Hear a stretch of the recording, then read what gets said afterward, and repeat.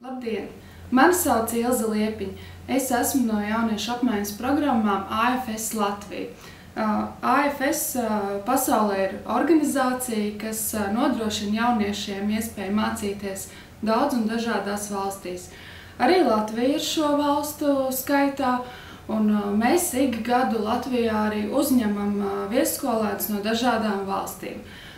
Šogad Latvijā būs 30 skolēni no Itālijas, Taizemes, Vācijas, Turcijas, Ungārijas, Beļģijas, Austrālijas.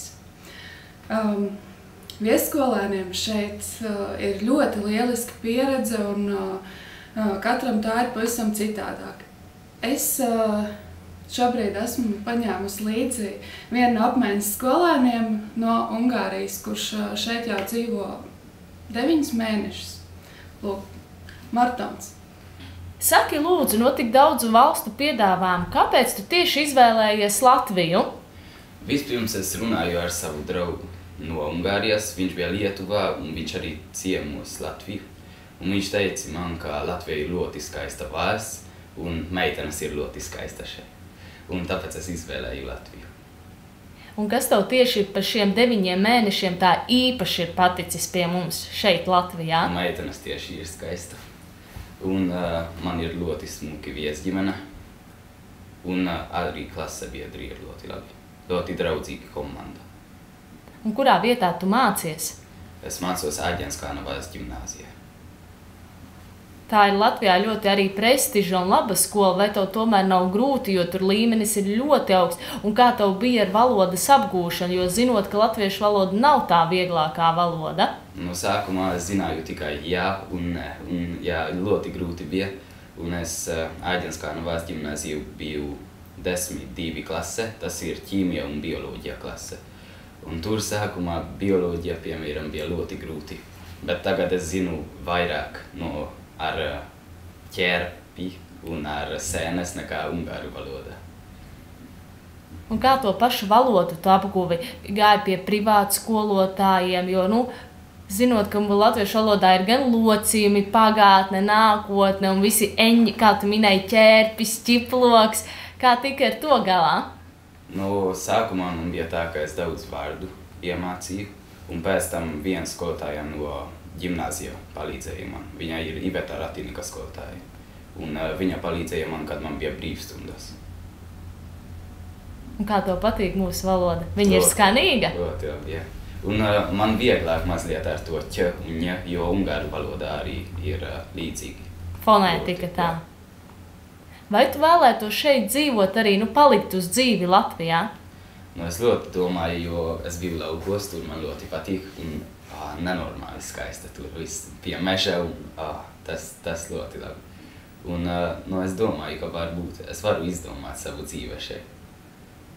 Kurā pusē tu biji? Kur zemē Latgalē tu minēji, ka tu biji laukos? Jā, Latgalē, jo tur dzīvo mana viestēva un mana viesmāte vecmāma.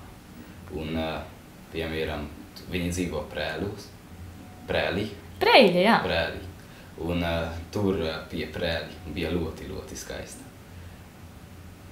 Un arī Daugavpils, jo šajā brīvdienās es biju tur. Tad esi gan iepazinis Rīgu, gan arī Latgales pusi, vai ir sanācis vēl kaut kur pabraukt uz Kurzemes pusi, uz Vidzemi? Jā, es visu pusē biju. Arī Bauska bija ļoti skaista. Bet mans mīļākais pilsēta Latvijā ir Kuldīga. Jo? Jo tur to viss izskatās ļoti skaista. Un tur bija, kad es tur dejoju, jo es Latviju sāku tautas dejošanā arī. Un tur ar deju kolektīvu. Tur mēs bijām, kad bija to Lido zivis festivāls. Un tas bija ļoti skaista. Tev patīk gan arī latviešu valoda, gan dejas, vai arī dziesmas tev patīk, gan tautas dziesmas, vai arī esi kaut ko iepazinis no populārās kultūras mūzikas žanra? Jo skolā es biju ar kori. Un mēs arī bijām kori konkursā, un tur mūsu kori paņēma pirmo pakāpi ar skolas kori. Un kā tev patīk Latvijā cilvēki? Vai viņi ir jauki, labsirdīgi, vai teiksim, pie tevīm Ungārijā ir atvērtāki? Kā tu redzi tieši varbūt to kultūru, vai mēs esam līdzīgi vai tomēr atšķirīgi? Es tā nevaru teikt, jo man Ungārijā mazliet vieglāk, jo valodu es labāk saprotu, labāk zinu un vieglāk runāt ar citā cilvēki.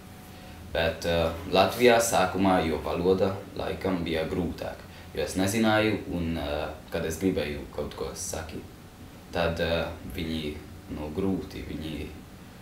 bija grūti runāt ar viņu, bet pēc tam, kad viņi iepazīst, man bija vieglāk. Un viņi bija ļoti draudzīgi, viņi ļoti daudz palīdzēja man.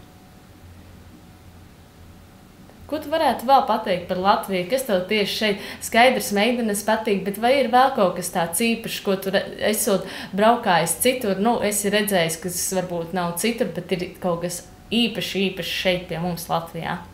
Man patīk grillēšanas, jo es redzu, ka latvieši ļoti daudz grillē, mana viesģimene arī, un to šašlik tas ļoti garšīgi. Tas gandrīz katru brīvdienas mēs grillējam, un tur to šašlik tas man ļoti garšo. Vai ir vēl kāds ēdiens latviešu, kas tev īpaši garšo? Man patīk kotletes, arī kartupeļi, jā. Un jā, tie. Un kartupeļi pankūkas, tas vēl ļoti garšīgi. Saki, lūdzu, kādi ir vēl tev bijuši spilgtākie mirkļi, ko tu esi piedzīvojis Latvijā? Man ļoti patīk, ka Dinamo Riga spēlē tieši. Sākumā es biju gandrīz katru nedēļu Dinamo Riga spēlē. Saki, lūdzu, kā tu vērtē šāda veida apmaiņu programmas? Apmaiņas programma ir ļoti labi, jo apmaiņas skolēni var iepazīst ar jaunu kultūru, ar jaunu cilvēki, ar jaunu valodu, ko viņi dzimtenē nevar tā darīt. Un man liels paldies, ka es varu būt Latvijā. Lūk, šāda bija maratona pieredze Latvijā. Arī jums ir iespēja caur šādiem jauniem cilvēkiem veidot pozitīvu Latvijas tēlu pasaulē. Jums ir iespēja uzņemt viesskolēnus, piesakoties mūsu mājaslapā, vai arī zvanot uz mūsu AFS Latviju ofisu.